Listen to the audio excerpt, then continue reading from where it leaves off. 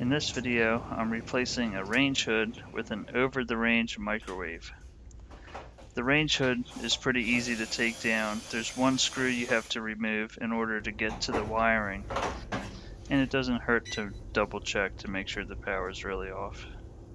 Once you disconnect the wiring, it's as simple as backing out 4 screws, well, in my case 3 screws, and the range hood just comes right down.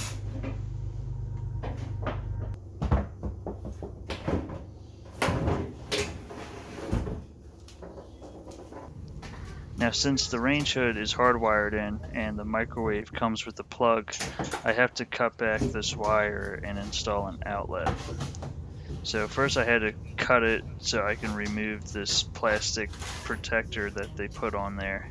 And now I just need to determine how much wire I want to cut off of here. Have to be careful here because you don't want it too long, but if you cut it too short, then you'll be screwed. So it's better to err on the side of keeping it longer than you need it. For the outlet I'm installing, I'm using a metal box because it's not going inside the wall. And I'm also putting a wire clamp on the top of it to make sure that the wires can't accidentally get pulled out. It just clamps the wires in place. It's a safety thing. And when I mount this box inside of the cabinet, I'm just fastening it to the stud with 2 screws. And I do that before I tighten down the clamp.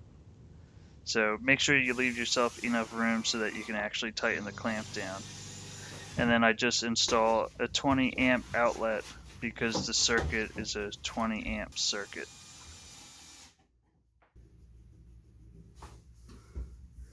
To install the microwave, you start off by removing the wall mount bracket.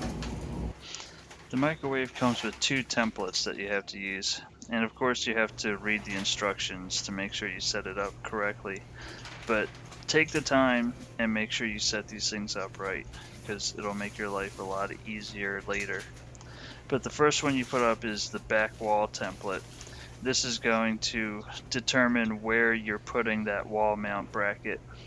And if you're going to vent this externally, that gray square there tells you where to cut the wall.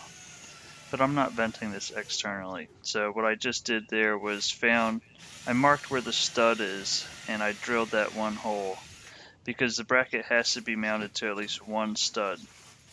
So once I determined where the stud was, I could temporarily mount the bracket and make sure it was level, and then I marked my other 2 holes. And then where the holes don't line up with the stud, you use toggle bolts, which I'm just getting it started in the bracket here. And then with all the holes laid out and drilled, I could mount the bracket, making sure it was level. It's very important to make sure this bracket is perfectly level.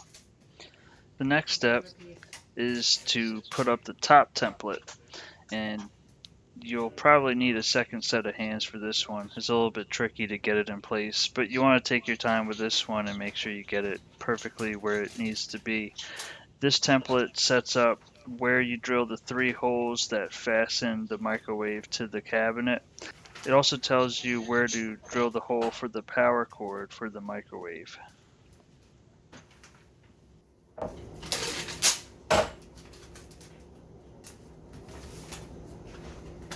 So once I got the template in place, what I did was just started drilling where the template tells you to, just to put marks, and then I took the template down to finish drilling through.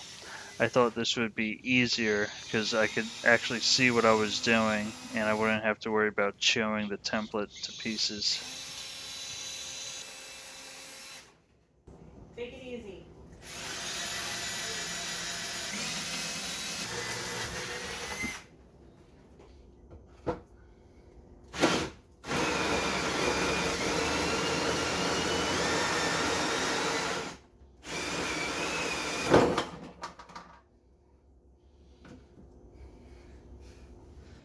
Now you're ready to actually install the microwave.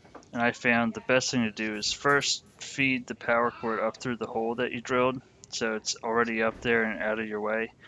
And then you put the back of the microwave on the back bracket that you mounted on the wall. And it's helpful to have a second set of hands for this one too. I mean, you don't need to, but it just helps to make sure you don't drop the thing.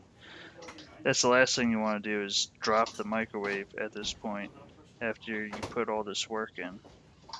So you just have to make sure that the power cord is pulled up the entire way, and then you use the 3 screws to fasten it to the cabinet, and then you're basically done. So overall, I think this is a pretty easy project that most people can tackle on their own. You just have to make sure that everything's level. That's really important. The microwave won't function correctly if it's not level.